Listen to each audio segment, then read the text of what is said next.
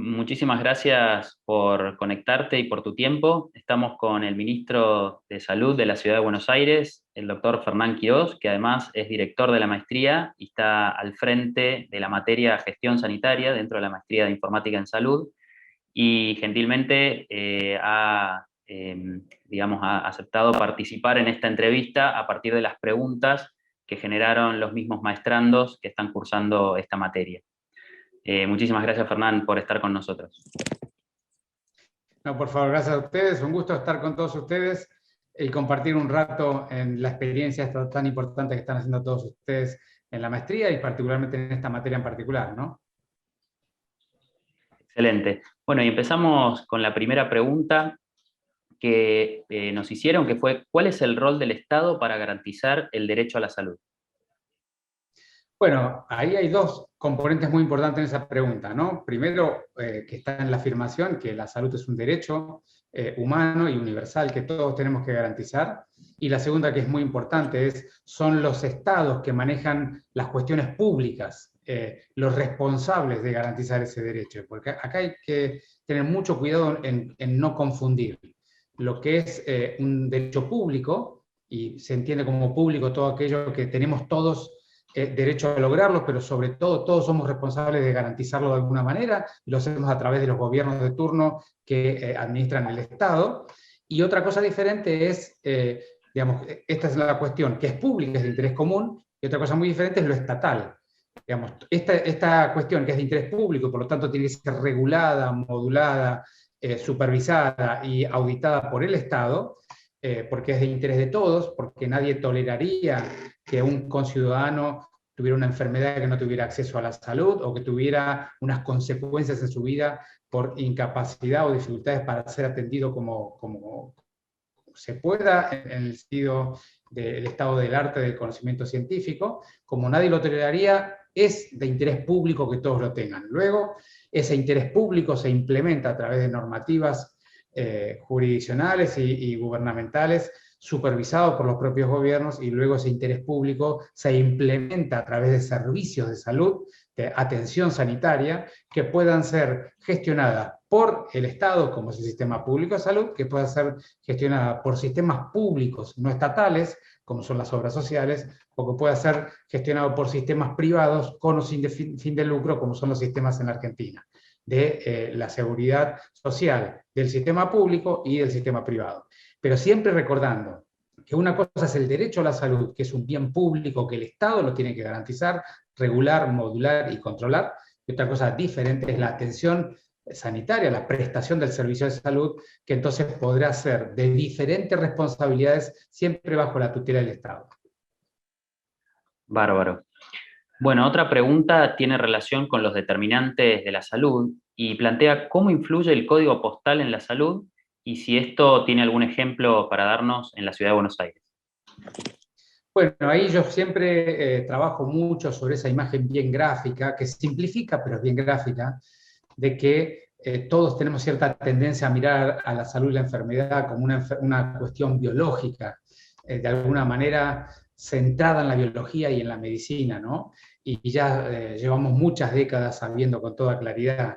que la salud es una consecuencia, está determinada, está condicionada y es modificada por un conjunto de dimensiones que no tienen nada que ver con lo biológico es la consecuencia, ¿no? Es el lugar donde impacta,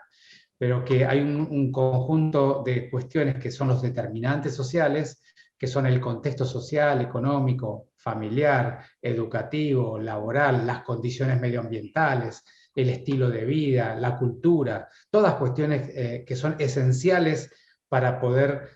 mantener la salud de un lado, lo que se llama la salutogénesis, lo que genera salud, y por otro lado evitar la enfermedad o atenderla al momento que aparece, ¿no? Ahí está el poder de la comunidad, el poder de las cuestiones cotidianas y de los contextos familiares, sociales y personales. Entonces, desde esa mirada, el código postal, es decir, el lugar donde vivís, qué condiciones tenés, cómo te rodeás, cuál es la asociatividad cultural que hay allí, y cómo si hay cuidado comunitario y de qué tipo, y cómo la comunidad resuelve sus dificultades de todo tipo, son esenciales, y yo siempre digo, en vez de ver tanto el código genético como un marcador de riesgo de una enfermedad, tenemos que mirar el código postal por su enorme determinante de cómo va a ser la evolución de la salud y la enfermedad de esa comunidad, ¿no? Y ahí es donde el Estado más tiene que trabajar. Por eso siempre decimos, la salud es mucho más que lo que se puede hacer en el Ministerio de Salud. La salud es un principio fundamental y un pilar esencial en las políticas públicas de cualquier gobierno, de cualquier Estado. Excelente, como salud en todas las políticas. En realidad la salud es un principio del gobierno que tiene que ver con la vivienda, con las oportunidades económicas, con las laborales, con el desarrollo educativo, con la construcción de un ciudadano cooperativo que evalúa, analiza y discute en comunidad sus prioridades, su cultura, las cuestiones que lo atraviesan y cómo las puede resolver. Bien, y respecto de los tres subsistemas que mencionaste, el público, el privado y de la seguridad social, que de alguna manera genera una fragmentación del cuidado, ¿qué abordajes hay para articularlos? Bueno, acá es muy importante recordar, y lo han visto en la materia, que el sistema de salud tiene un conjunto de dimensiones, ¿no? Hablando del el sistema de salud propiamente dicho. La primera dimensión es lo que llama el financiamiento, es decir, quién aporta el dinero para dar la cobertura sanitaria de promoción, prevención y cuidado. Ese dinero tiene básicamente dos fuentes. El dinero que es obligatorio por ley, es decir, que se aporta a través de los impuestos generales o el impuesto al trabajo, que es un dinero que conceptualmente es público, porque uno está obligado a aportarlo más allá de que no lo necesite utilizar, porque se pone en un conjunto, en un fondo de cobertura para atender a las personas que lo necesitan. Si todos aportamos y lo usan los que lo necesitan, ¿no? Ya sea por los impuestos generales en el impuesto general de los gobiernos, sistema público, o el impuesto al trabajo que va a una obra social en particular, el sistema de responsabilidad pública no estatal, ¿no? Entonces, y después está el dinero privado, el que uno decide, además de esa obligatoriedad, hacerlo por voluntad propia, que va a una cobertura privada. Pero eso es el financiamiento, la capa del financiamiento. Ese financiamiento va a una capa de aseguramiento, que es, como dijimos, a los fondos públicos, a los fondos de las cajas de las obras sociales o a un prepago en particular. Luego, debajo de ello está la contratación de servicios y debajo de ello están los servicios propiamente dichos, los efectores sanitarios, ¿no? Entonces, hay cierta confusión cuando se habla del sector público, privado y de la seguridad social, porque estas capas se van combinando de maneras diferentes. Pero si uno va a la capa, para hablar capa por capa, si uno va a la capa de la prestación de servicio, allí tenemos efectivamente prestadores que son estatales, como es el sistema público, que le da garantía de cobertura a la totalidad de la población, pero naturalmente los que más lo usan son las que tienen la cobertura solo pública, aunque también es usado, por supuesto, por la seguridad social, o las personas que tienen aseguramiento en privado. De hecho, en esta pandemia eso se ha visto con total claridad, ¿no es cierto? Y después tenés los efectores que las propias obras sociales se disponen para sí, y los efectores del subsector privado que se dividen en los que tienen fines de lucro y los que no tienen fines de lucro. Toda esa estructura de prestación requiere una articulación, como bien decís vos, no solamente articulación en términos de estrategias, políticas de cobertura y mecanismos de funcionamiento, sino también en los sistemas de información que después retomaremos, ¿no? Pero en lo que es la articulación funcional, nosotros, por ejemplo, para esta pandemia montamos una mesa de trabajo que tiene reuniones cotidianas del inicio de la pandemia y vamos articulando las políticas que hacen a las políticas generales del COVID, a la mejoría de la infraestructura y capacidad de cuidado, a las estrategias de testeo, a las estrategias de transferencia de pacientes de subsector a subsector, a las estrategias de utilización de sistemas domiciliarios o en hoteles para el cuidado de los pacientes leves, a las estrategias de comunicación de las protocolos. En fin, tenemos una enorme guía de trabajo entre ellos y es fundamental que los gobiernos locales, los ministerios de salud, articulen esos servicios, porque si no, las personas en cada lugar a donde van tienen un nivel de atención diferente que siempre hace muy difícil de entender por la gente y sobre todo genera rápidamente inequidades, ¿no? Tal cual. Y en este contexto, para la ciudad de Buenos Aires, ¿existe una estrategia de atención primaria de la salud? ¿Y cuál sería el rol de los sistemas de información para colaborar en esa estrategia de existir? Bueno, la atención primaria de salud, como bien decís vos, es una estrategia general que se aplica en todo el sistema en los diferentes niveles, ¿no? Pero particularmente, digamos, de alguna manera, el contenedor de toda esa estrategia es lo que se llama técnicamente redes integradas de cuidados progresivos. Es decir, dejar de tener efectores individuales, como decíamos recién en la articulación, pero ahora ya hablando propiamente del subsector público de servicios, dejar de tener efectores individuales y tener un sistema, ¿no? Con una mirada relativamente común, siempre adaptado localmente a cada barrio, a cada cultura, porque es muy particular, pero una estrategia común donde el ciudadano entienda al sistema de salud como un sistema de niveles de complejidad, donde más del 80% de su problemática la pueda resolver en el barrio, sobre todo en el lugar donde están los dispositivos de atención primaria, donde están los equipos de atención o de cabecera, con un promotor de la salud, un generalista, un pediatra, un enfermero, un trabajador social, en fin, lo que se llama la tarea interdisciplinar de cuidado de la salud, de lo que veíamos al principio de todo, que habíamos hablado, y esos equipos que tengan base territorial y sobre todo continuidad de cuidado, que sean conocidos mutuamente, ¿no? Y sobre todo que esos equipos trabajen con la comunidad en el barrio, de alguna manera tomando el emergente comunitario de cuáles son sus prioridades en la comunidad, cuáles son las culturas que la comunidad acepta y acompaña, cuáles son las formas en que la comunidad podría participar y agregar cierta energía y cierto valor allí, y esa tarea comunitaria local es el eje esencial, organizador, es la forma de vincularse entre el sistema de prestación de servicios y la comunidad. Luego, puertas arriba de esa realidad, por supuesto que siempre están los niveles de complejidades crecientes, ¿no? En el sistema público tenemos un nivel intermedio entre la atención primaria y comunitaria a los hospitales que se los llamamos CEMAR, Centros de Atención Médica de Referencia del Ambulatorio, donde ya tenemos subespecialidades de cierto nivel de complejidad, tenemos estudios complementarios de imágenes de laboratorio, siempre relativamente barriales y vinculados con los mismos centros de atención primaria, y luego aguas arriba de esos niveles de complejidad ambulatorio, tenemos los hospitales, primero comunitarios de referencia, luego los hospitales de alta complejidad de derivación o monovalentes de algunos temas en particular, porque lo que queremos es que las personas globalmente siempre se atiendan en un ambiente fuera del hospital, un ambiente más comunitario, donde se sientan más autónomos, donde ellos pueden poner más su mirada y resolvemos los hospitales para las guardias, para las urgencias, para las internaciones, para las intervenciones complejas o multidisciplinares que requieran estudios complejos, para que el cuidado de la salud y el diálogo sobre la salud y la enfermedad discurran y ocurran dentro de un contexto lo más humano, territorial y respetando la mirada del ciudadano posible, ¿no? Bien, hemos visto que a nivel mundial la pandemia ha hecho más patentes ciertas inequidades en salud. ¿Qué estrategia o estrategias podrían lograr disminuir este tipo de brechas? Bueno, eso es esencial, Daniel, digamos, es lo que yo siempre digo, es la pandemia vino a mostrar y poner a la vista de todos lo que nos estaba pasando, ¿no? Un mundo absolutamente desigual, inequitativo, que en términos de salud y dentro de nuestro propio país y de nuestra propia ciudad se repite de manera dramática y sistemática, ¿no? Así que allí lo que tenemos que trabajar fuertemente es justamente esta estrategia de atención primaria que decíamos, no solamente en la lógica del acompañamiento de la salud y la enfermedad, sino sobre todo en el primer nivel, en el nivel comunitario, la indispensable articulación con las otras áreas de gobierno, porque hablábamos de los determinantes al principio, no se resuelve, no se puede acompañar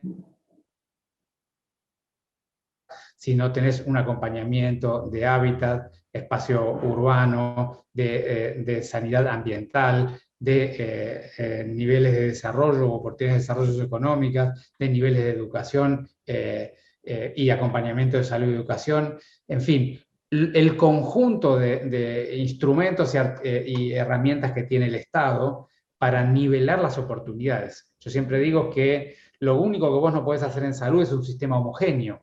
porque las necesidades de la gente es bien heterogénea y el sistema de prestación de servicios y los sistemas estatales de las diferentes verticales tienen que adaptarse a la problemática que las personas tienen, no decir a las personas que se adapten al sistema, porque obviamente no es lo mismo atender una enfermedad crónica en una persona que tiene dificultades laborales o trabaja informalmente y por lo tanto tiene ciertas limitaciones y capacidades de ir a cuidarse y de cuidarse personal y familiarmente a una persona que tiene todos los derechos laborales o tiene resueltos sus problemas económicos y por lo tanto puede atenderse de la manera que tenga voluntad. Entonces, toda esa lógica de adaptar el sistema a la problemática, a las características, a la cultura comunitaria, es la que hace justamente el dispositivo de atención primaria multidimensional, con sociólogos, antropólogos, diferentes dimensiones de la salud humana para poder acompañar. Bien, ¿y cómo se integra la estrategia de sistemas de información a esta estrategia general de salud en la ciudad de Buenos Aires? Bueno, nosotros siempre decimos, ¿no? Y en la maestría lo habrán visto varias veces, es el sistema de información es un instrumento para acompañar la estrategia del sistema de salud.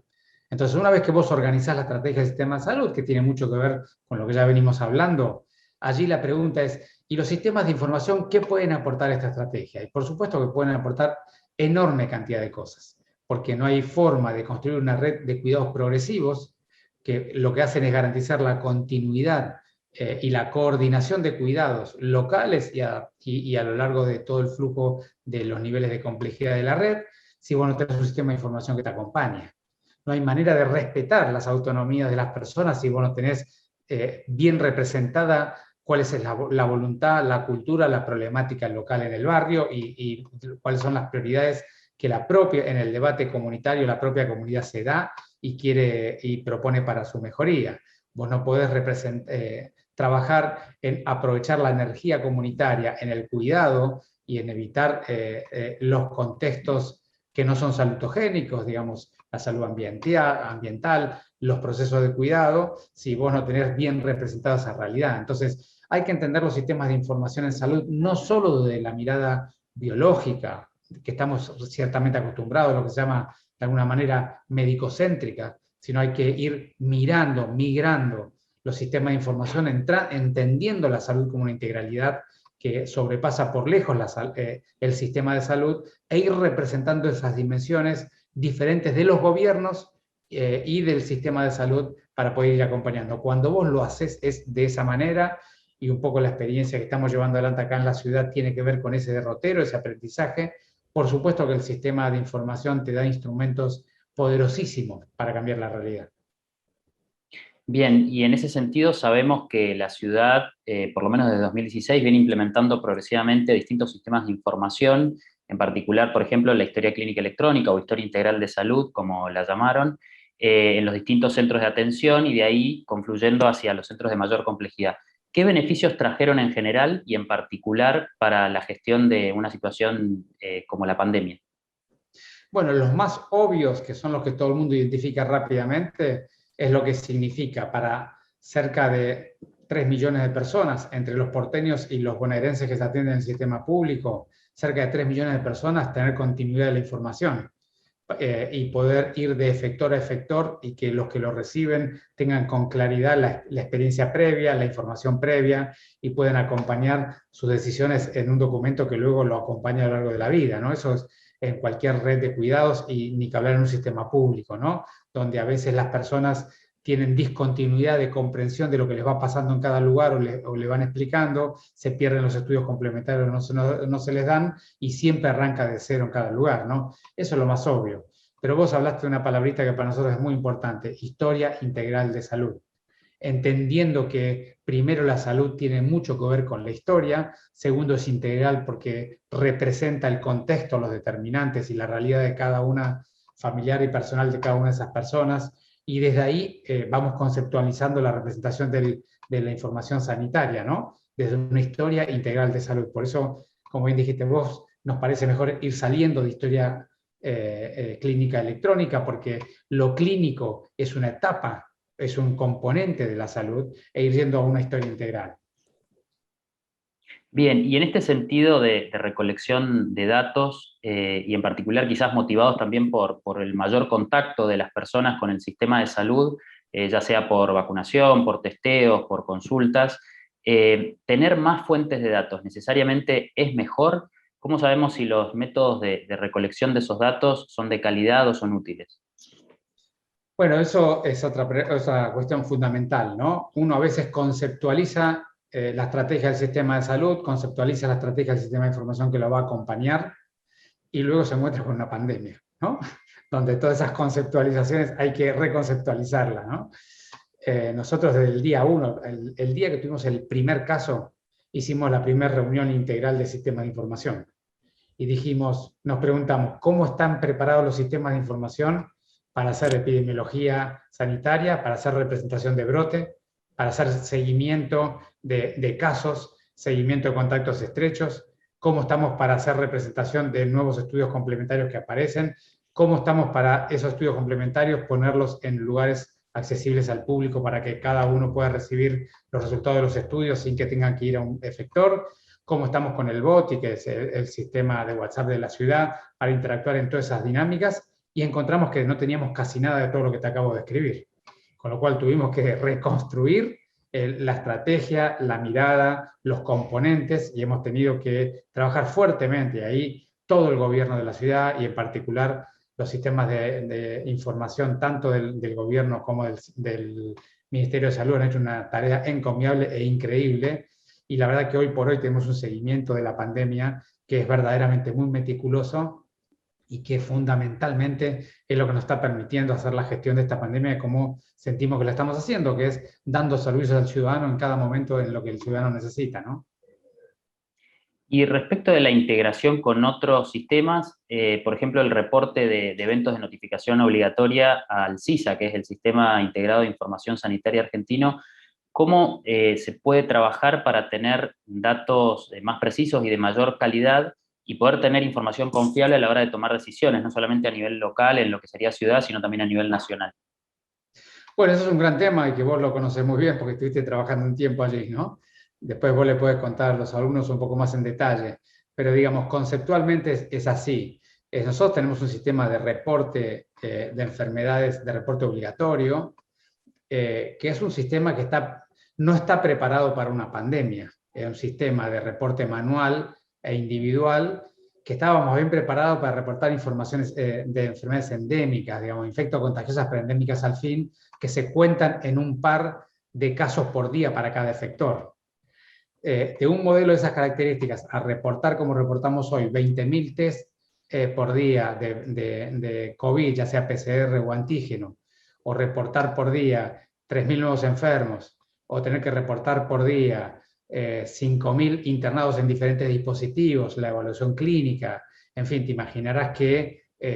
digamos, era un sistema de carga secundaria post registro local en el efector, y entonces vos cargabas un par de casos por día manualmente, a un sistema donde vos tenés que cargar 20.000, 30.000, 40.000 registros por día,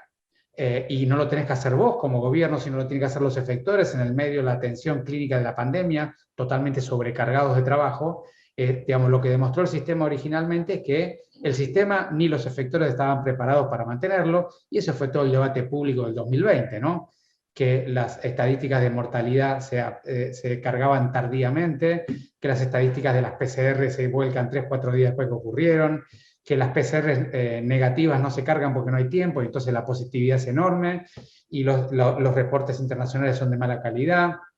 todas cosas que ya todo el mundo ha visto en el debate público. Se han ido subsanando algunos problemas. Nosotros en la ciudad, por ejemplo, hemos montado a lo largo de la pandemia sistemas de reporte cruzado, interoperar el sistema, por ejemplo, de registro civil sobre fallecidos, interoperar el sistema de certificados de defunción por causa COVID con nuestros sistemas de registro de COVID y por lo tanto de mortalidad, y con eso luego automáticamente cargarlo en el SISA. Lo mismo la carga automática del SISA y la interoperabilidad del SISA con los sistemas de vacunación, que recién ahora están funcionando relativamente bien, o los sistemas también de reporte de PCR, en fin, se ha ido avanzando muchísimo sobre sistemas que no estaban preparados para esta situación, ¿no? Pero decididamente el tema de interoperabilidad, sistemas de los efectores y sistemas de reportes nacionales aún requiere varios ciclos de mejora, porque no puede ser que los efectores tengan que cargar 2 o 3 veces un mismo dato. Tenemos que ir a esa lógica de que el dato lo captura el que lo genera y luego recircula entre los sistemas de la forma que se necesite, ¿no?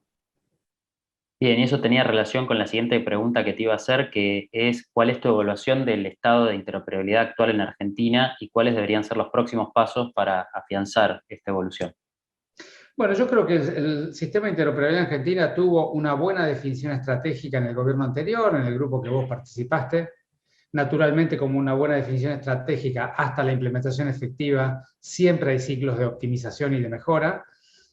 Tuvieron una primera implementación parcial, en algunos lugares más profunda. Digamos, yo creo que esa fue la primera etapa. En esta segunda etapa, donde había que hacer una primera vuelta de optimización y de mejora, con la participación de más provincias, adaptación de algunas cuestiones,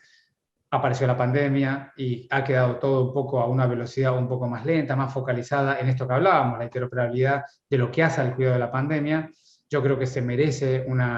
un replanteo general cuando salgamos de la pandemia, que no sea muy diferente al anterior, pero seguramente con las lecciones aprendidas, con un ajuste de la estrategia. Y yo creo que todavía nos quedan varios años por delante para poder hablar de un sistema verdaderamente interoperable que tenga una utilidad práctica concreta, ya no solo para los reportes como es ahora, sino también para la asistencia sanitaria, ¿no? Totalmente. Y para terminar, Fernán, una pregunta quizás más personal, que tiene que ver con tu alta exposición pública, por razones obvias, durante los últimos prácticamente 2 años, que ha hecho que seas una figura de consulta, respetada, reconocida por la población, pero al mismo tiempo has logrado esquivar las disputas mediáticas o, digamos, muchas veces el choque cuando estabas interactuando tanto con los medios como con otras figuras del arco político. ¿Esto es una característica personal tuya, podrías decir, o es parte de una estrategia comunicacional del equipo que formás parte? No, no, bueno, probablemente es una combinación de fenómenos, pero yo te diría así. Me gusta decir que el 70% digamos, estamos en una pandemia. Entonces acá, cualquiera que entre en esta dinámica con los aprendizajes previos y quiera repetir lo que ya vivió, se equivoca. En la pandemia vos tenés que bajar todos tus aprendizajes previos y volver a mirar y volver a aprender. Y tenés pocos días para aprender porque la pandemia tiene una dinámica de una vorágine muy acelerada.